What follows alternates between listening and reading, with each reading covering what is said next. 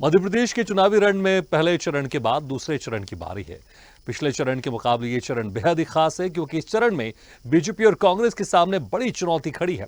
पहले चरण में सारी कवायदों का क्या नतीजा निकला, सभी ने देख लिया। सूबे में 67.75% कुल वोटिंग हुई, जबकि कयास लगाए जा रहे थे कि बीजेपी के बूथ प्रबंधन और कांग्रेस के बदलाव के दावे के चलते परिस्थितियां बदलेंगी, लेकिन नतीजा सिफर ही रहा। अब की बार दूसरे चरण में माना जा रहा है कि काफी कुछ खास देखने को मिलेगा कि क्या गर्मी के मौसम को दरकिनार कर मतदाता पोलिंग बूथों पर पहुंचेंगे और बम्पर वोटिंग करेंगे। इसी पर देखिए हमारी खास रिपोर्ट। मध्य प्रदेश में लोकसभा के दूसरे चरण का मतदान को लेकर की कड़ी सुरक्षा व्यवस्था। पहले चरण में 67.75% कुल वोटिंग। पुलिस प्रशासन ने की बेहतर सुरक्षा व्यवस्था। देश के दिल मध्य प्रदेश में 6 सीटों पर मतदान है। टीकमगढ़, दमोह, खजुराहो, सतना, रीवा, होशंगाबाद, बैतूल लोकसभा सीट पर वोटिंग का दिन है। इस बार बुंदेलखंड, विंध्य और नर्मदापुरम अंचल में मतदाता शाम तक अपने वोट का प्रयोग कर सकेंगे, जबकि पहले चरण में विंध्य और महाकौशल की सीधी, शहडोल, जबलपुर, मंडला, बालाघाट और छिंदवाड़ा में वोटिंग हुई थी। ऐसे में अगले चरण के मतदान के लिए ये मौका बेहद ही खास है। तो अब जानिए कि इन सीटों पर कौन कौन से प्रत्याशी आमने सामने हैं। टीकमगढ़ लोकसभा सीट, बीजेपी से वीरेंद्र खटीक, कांग्रेस से पंकज अहिरवार।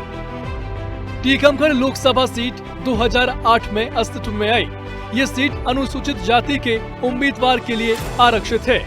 इस लोकसभा सीट के अंतर्गत टीकमगढ़, निवाड़ी, छतरपुर, जतारा, खरगापुर, बीजावर, पृथ्वीपुर और महाराजपुर विधानसभा सीटें आती हैं। वहीं फिलहाल में यहां से वीरेंद्र कुमार खटीक मोदी सरकार में मंत्री हैं, जिनका काफी लंबा राजनीतिक सफर है। दमोह लोकसभा सीट, बीजेपी से राहुल लोधी, कांग्रेस से तरवर सिंह लोधी। दमोह लोकसभा सीट पर पहला चुनाव 1962 में हुआ। यहां पर शुरुआती 3 चुनाव कांग्रेस जीती। बीजेपी को इस सीट पर पहली जीत 1989 में मिली। तभी से लगातार बीजेपी का सफर जारी है। पिछले 8 लोकसभा चुनाव में बीजेपी ने ही फतेह हासिल की है।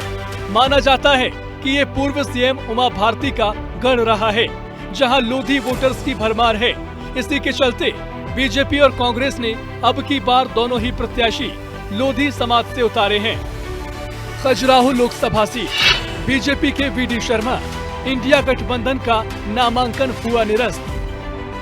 खजुराहो लोकसभा के अंतर्गत 8 विधानसभा सीटें आती हैं।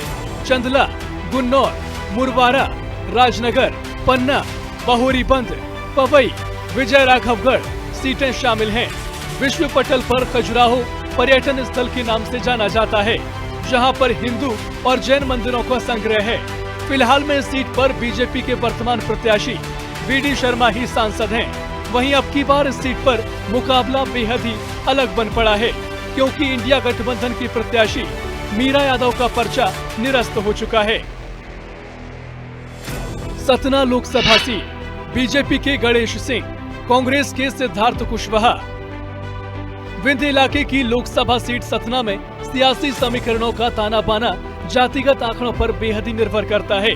वहीं इस सीट के अंतर्गत 7 विधानसभा सीटें आती हैं, जिनमें चित्रकूट, नागौर, रामपुर, बघेलान, रायगांव, मैहर, सतना और अमरपाटन शामिल है।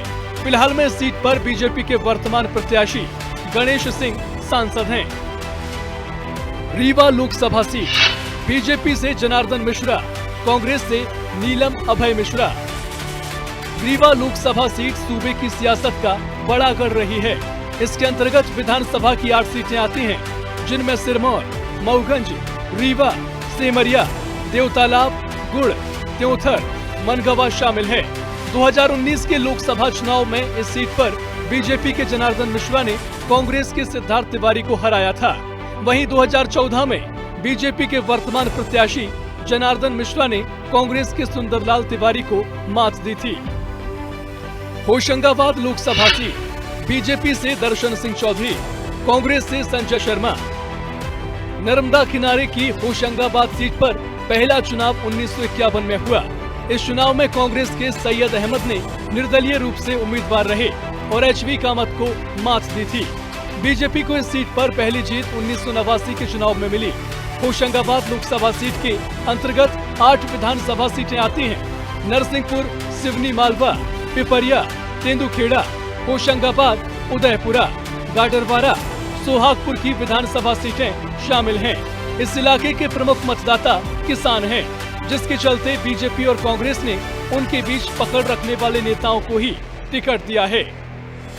बात करें मध्य प्रदेश के रण में मतदाताओं के आंकड़ों की, तो ये भी बेहद ही खास है, क्योंकि इसके जरिए अंदाजा लगाया जा सकता है कि कितने वोटर्स की भागीदारी लोकसभा चुनाव के दूसरे चरण में देखने को मिलेगी। टीकमगढ़ लोकसभा सीट, कुल मतदाता 16,47,399, पुरुष वोटर्स 8,75,470, महिला वोटर्स 7,71,900, अन्य वोटर्स 29। दमोह लोकसभा सीट, कुल मतदाता 19,22,020, पुरुष मतदाता 10,07,149, महिला मतदाता 9,04,853, अन्य मतदाता 18। खजुराहो लोकसभा सीट, कुल मतदाता 19,97,483, पुरुष मतदाता 10,47,668, महिला मतदाता 9,49,783, अन्य मतदाताओं की संख्या 32। सतना लोकसभा सीट, कुल मतदाताओं की संख्या 17,08,823, पुरुष मतदाता 8,92,427, महिला मतदाता 8,12,827, अन्य मतदाताओं की संख्या 6।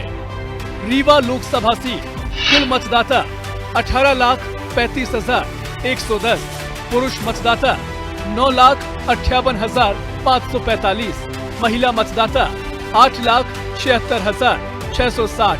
होशंगाबाद लोकसभा सीट, कुल मतदाताओं की संख्या 18,55,692, पुरुष मतदाता 9,58,653, महिला मतदाता 8,96,986, अन्य मतदाताओं की संख्या 53।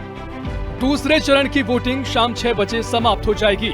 इसके बाद स्थिति साफ होगी कि अब की बार 400 पार के दावे के साथ मैदान में नजर आ रही बीजेपी की ज्यादा वोटिंग की कवायद और कांग्रेस के बदलाव के दावे के साथ मतदाताओं को पोलिंग बूथ तक बुलाने की अपील का कितना असर हुआ, ये तो समय ही बताएगा। ब्यूरो रिपोर्ट, स्वदेश न्यूज।